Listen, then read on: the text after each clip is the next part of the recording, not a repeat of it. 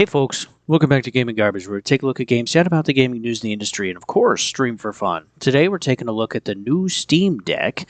This was just announced this November 2025. It is going to be coming out, as far as we know, Q1 of 2026. So I'm going to be running through the specs pretty quickly, and then I'm going to talk about some things that aren't necessarily being covered like in every video out there, and kind of my final thoughts at the end. So Valve has dropped basically a new Steam machine with SteamOS, a new controller, and also new VR headset called the Steam Frame. We're going to talk about that later.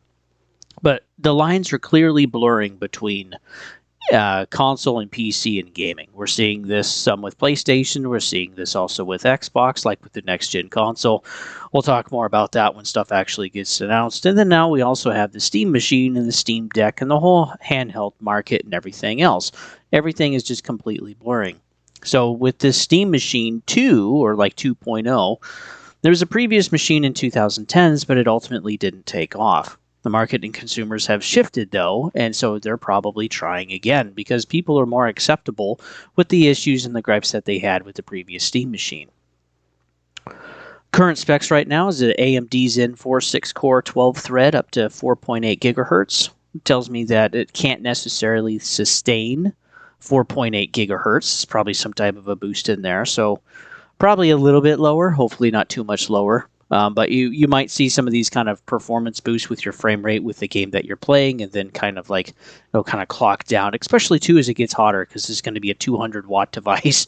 Is going to be pumping out quite a bit of heat. Luckily, they have a good fan for that too.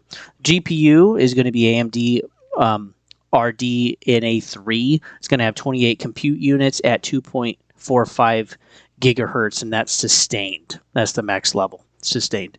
RAM is 16 gigs, DDR5. Also, we're going to have 8 gigabytes of DDR6, GDDR6 VRAM for the GPU. Storage is going to basically come in two models, which you will be able to upgrade yourself if you wish. Is going to be 512 gigabytes and also a 2 terabyte SSD. So those are the two models that they're going to provide for you, but they've made it so that it's pretty easily accessible and also upgradable with whatever type of SSD storage size that you want. I think up to 2 terabytes. Ethernet. For internet, there's also going to be an Ethernet port and also Wi-Fi 6E. There's also going to be a Bluetooth antenna for accessories like your controller, Steam Deck, and probably also your Steam Frame or your VR. All of that is going to be hookable, or though, yeah, I got to do more on the Steam Frame. I'm not sure if that's actually going to be Bluetooth or not. That might actually just be plug and play. But anyway, I'll look into that. Yeah, you will have a Bluetooth for accessories, and you can have up to like 4 controllers at one time, I believe, which will be pretty awesome. There's going to be a DisplayPort 1.4. This will be 4K up to 240 hertz, or 8K up to 60, though I don't think we're going to be hitting those, but maybe in the future with updates with like FSR4 as an upscaler, we're going to be able to see some of those frame rates. Also, it's going to support HDR, FreeSync, and also be able to daisy chain other monitors and TVs. Also have an HDMI 2.0 port, which is going to be 4K up to 120 hertz, which would be like for your TV. Also supports HDR, FreeSync, and CEC. USB ports. We're going to have 2 USB-A at 3.2 Gen 1, also 2 USB-A 2.0, and 1 USB-C at 3.2 Gen 2. Also, this is supposed to be 6 times more powerful than the current Steam Deck that we have. So if you like the Steam Deck but want to move over to something else with relatively the same experience and the same OS, then yeah, this is definitely probably going to be a box for you. Specs currently put this at below a PlayStation 5 base, with still a pretty good CPU, but a weaker GPU. There are going to be issues with hardware. Hopefully there aren't going to be really any issues with hardware compatibility gap, because we've seen that with some other devices where like maybe one component is really good, but the others are lacking, and that can kind of translate into some of the game performance that we're playing. With modern games, even Cyberpunk had some issues, according to Digital Foundry, which they got to play and test actually at Steam headquarters. Though they didn't really go into that very much, but they did say that it did look like at some points it did lock at 30 frames per second for a while, and then the frame rate actually kicked up a little bit. Maybe that's part of that boost I was mentioning earlier with the CPU, maybe. is that, it can get up to 4.8 gigahertz, but it can't really stay there. So yeah, my thoughts is that 4K at 60 and at 120, depending on what game you're playing, is the upscaler of FSR is definitely going to be needed. We know that FSR 2 and 3 is currently confirmed, and you're probably going to have to adjust the settings a little bit per game, especially for the more heavy titles. And Steam did tell Digital Foundry that they are working on getting FSR 4 at a later date. We do know that there's currently a leak where you can get FSR 4 to run on the Steam Deck. So I'm sure some people will be able to figure that out with the GameCube, and but yeah, hopefully FSR 4 can be available and running pretty much at launch. That would be nice next year.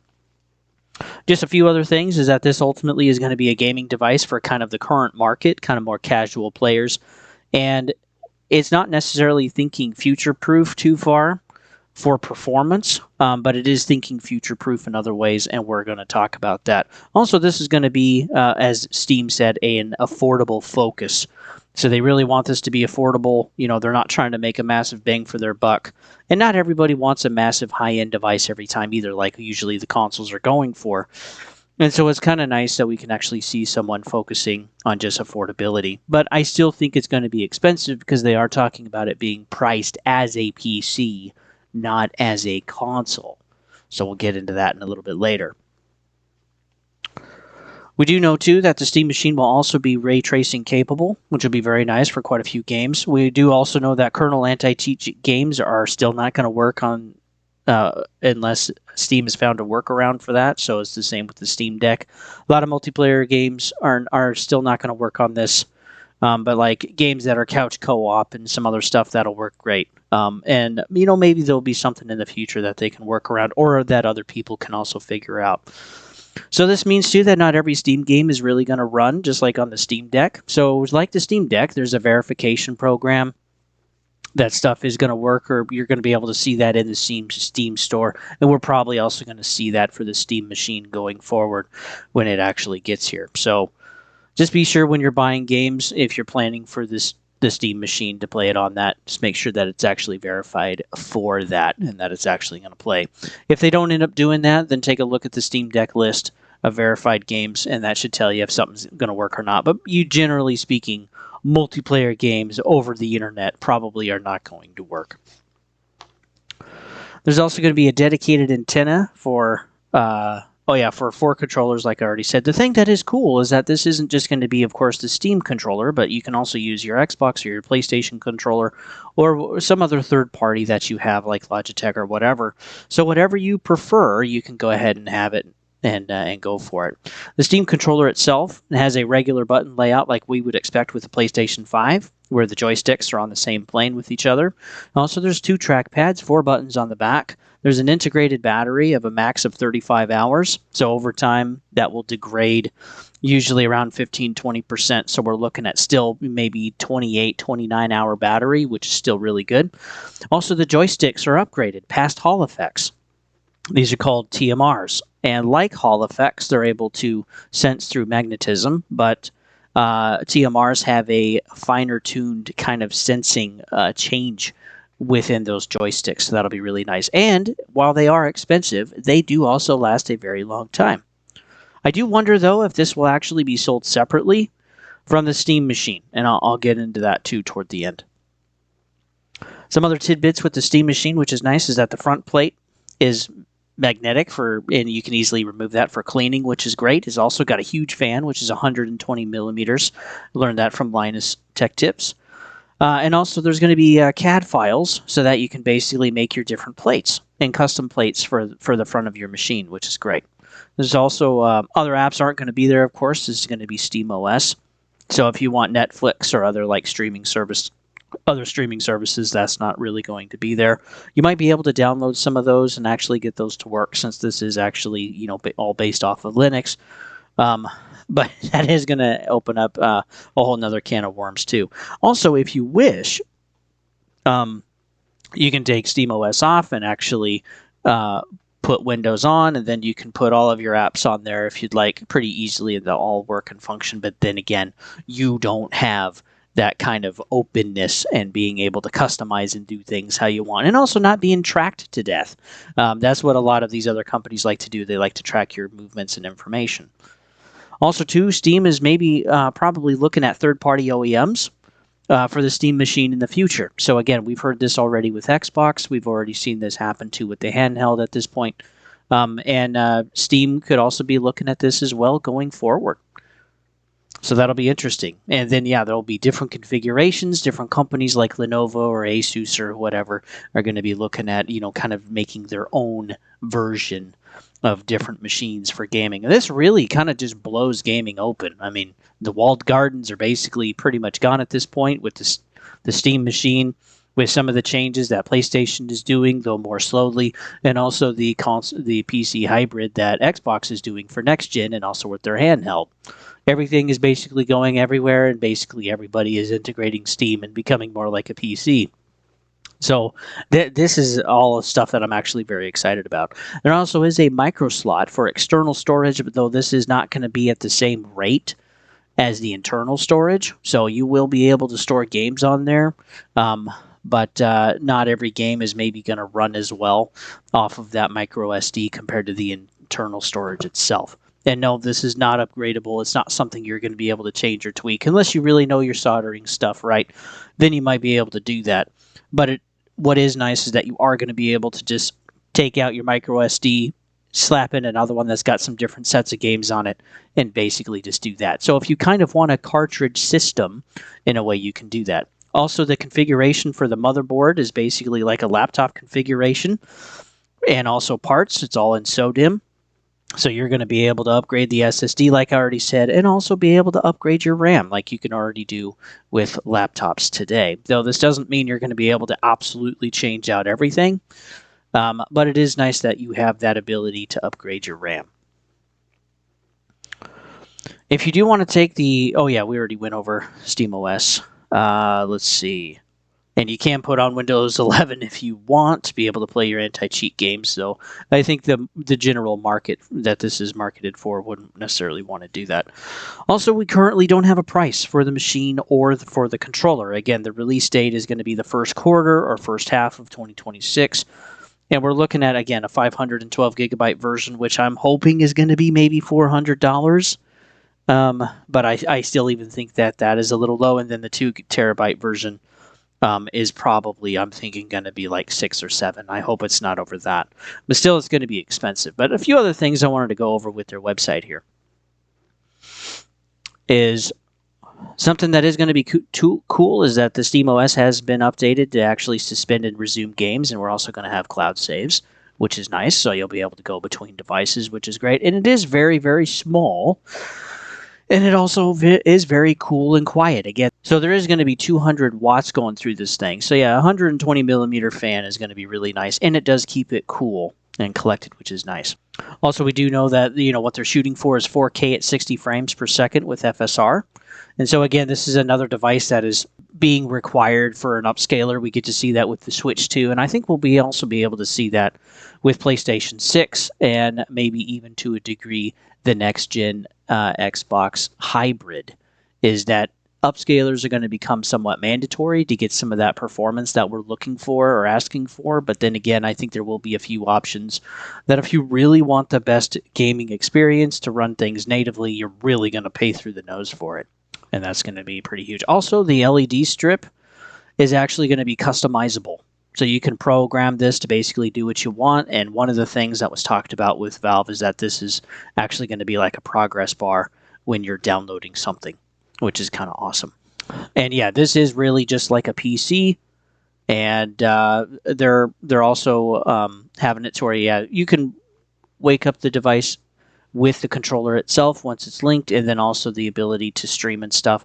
And then, Steam Frame, we'll talk about that a little bit later. I'll do a separate video on that.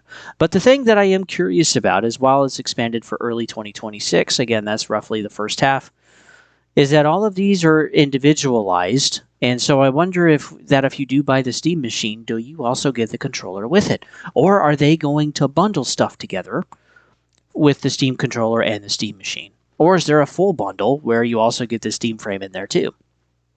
Or is everything going to be individualized? So that's something I'm going to be looking for when they actually do launch this and they do release the pricing.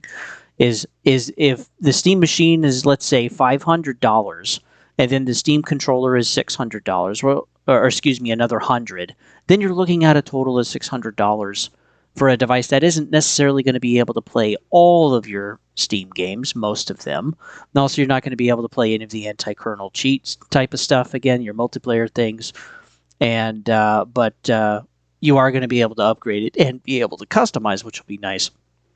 But again, our folks that already have PCs going to see this kind of as a replacement. No, this would be more like a secondary device. So I don't necessarily think they're planning to sell like tens of millions of these. Okay, probably a few million is probably what they're expecting and looking at. But even still, like if we take a look at the Steam machine, the equivalent GPU is a 4060, roughly, or maybe a little under that. And that right now, at a minimum, with 8 gigs of VRAM, we're still looking at like $400 just for that actual card. And then the small form factor that we have is also going to increase the price too.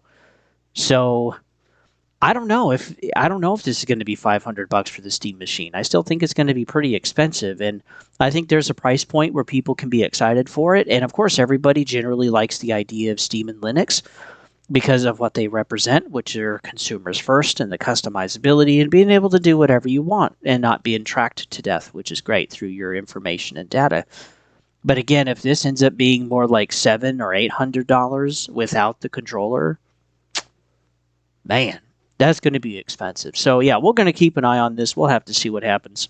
The ultimate thing that I am excited about is that we are just having more of a ecosystem now in gaming with all of the companies where the games are no longer exclusive. Now it's going to be the devices themselves competing with other devices, and each one is going to go for a niche or a type of thing that they really want to focus on. And then people are ultimately, like us, going to be able to choose on what we want to buy and invest in. And I think that's better for all of us. That's great.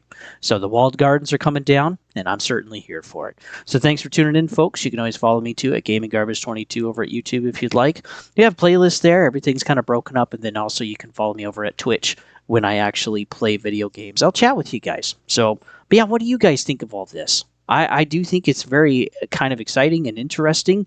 And, too, I'll still have to take a look at the Steam frame. That will be in a future video. But yeah, like I said, I'm here for it. I am here for the competition. I'm here for the walled gardens to come down. And I think ultimately the consoles can't necessarily compete as they are, so they have to adapt in this type of changing environment. And so I think we're going to be pretty surprised in the 2030s. I think a lot of stuff is going to change between here and now. So with that, folks, we'll see you guys on the next one.